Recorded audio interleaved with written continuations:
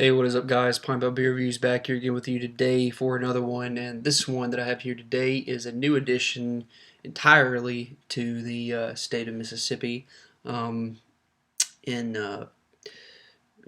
brewery and all is Yeungling's original Black and Tan. Um, we just got past couple months just had or within the past couple months just had Yeungling be sending all their beers out this way, so that's much appreciated. And in my experience, Yingling is okay. It's a decent drinkable lager. I mean, it's better than most just kind of premium lagers and stuff like that. Uh, but the Black and Tan one I just had a couple times over the weekend, and I won't go into how I thought about it just yet, but I will say that didn't have a chance to really look at it a little closer, so I figured what better place to do that than here. So let's go ahead and get it poured. It is a Black and Tan, meaning it is a porter mixed with uh, just a standard lager, which is Yingling's standard lager and uh, their standard porter.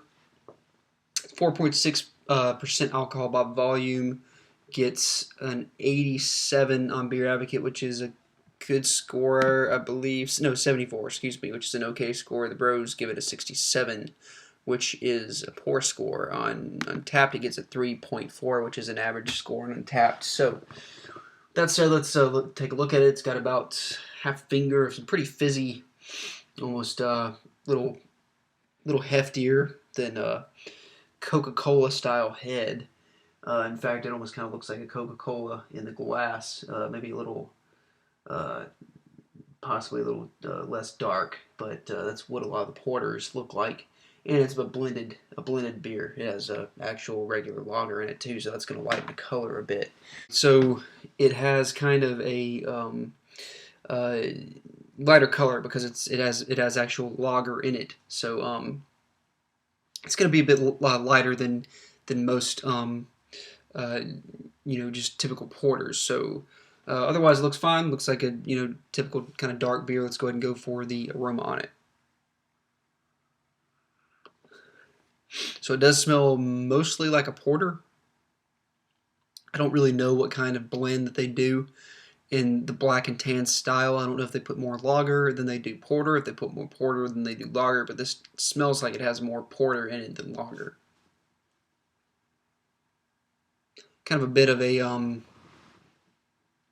bit more of a kind of grainier smell to it though. So it's gonna, I guess from the actual lager being in there, it smells a bit grainier than most porters do. But it does have that roastiness. It does have that dark kind of malt. So overall, it smells dark. It smells malty. It smells roasty, with a little bit of extra added graininess, which I believe would be from that lager being in there. So let's go ahead and go for the flavor on it.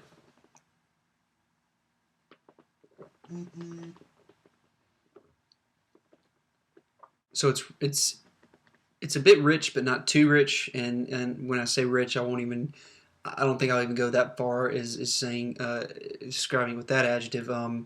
It's almost just more of a bit more of a kind of, it's kind of bold in flavor a little bit of a boldness there, a little bitterness, a little bit of chocolate in there.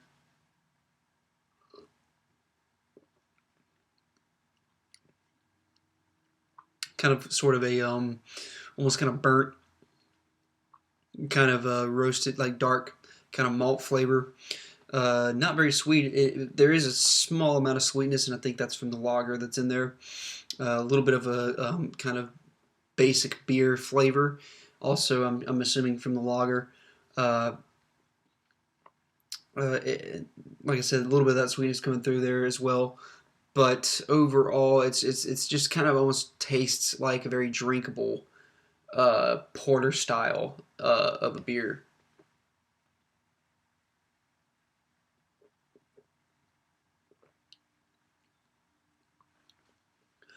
And then a kind of a bit of a strange kind of graininess in the finish.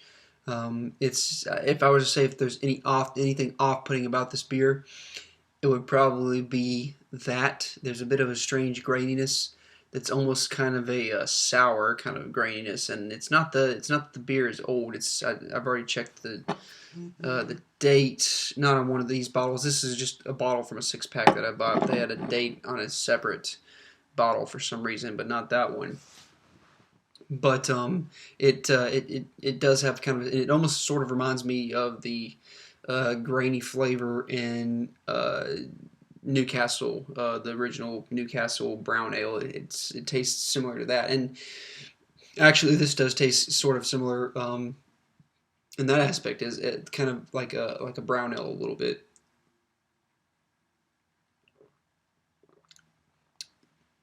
A little bit of a prickly finish from the carbonation, but there's a little bit of smoothness in there too from the porter.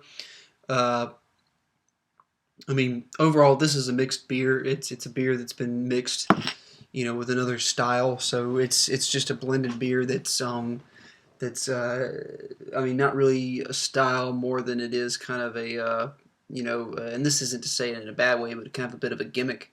Mixing the two different types together. Um, but it does have a bit of a despite that small amount of prickliness from the carbonation, it does have a bit of a smooth finish. It has a fairly wet finish as well, being under 5% alcohol by volume, so it's fairly drinkable uh, in that way. But overall, for me, I'd give it a solid B. I enjoy it. It's something that I have never had before until just this past weekend. So it's one that I could definitely see myself picking up if I were just going out with a group of people or something like that, and just needed a 6-pack of something that was drinkable to have a few of. I would definitely pick up some black and tans if the weather was a bit chillier than usual. So I would recommend trying it if you do ever see it. I think Yeungling is kind of most popular around the coast, if I'm not mistaken. I might be, but the Yeungling original black and tan. Check it out if you see it. And until next time, guys, thank you for watching.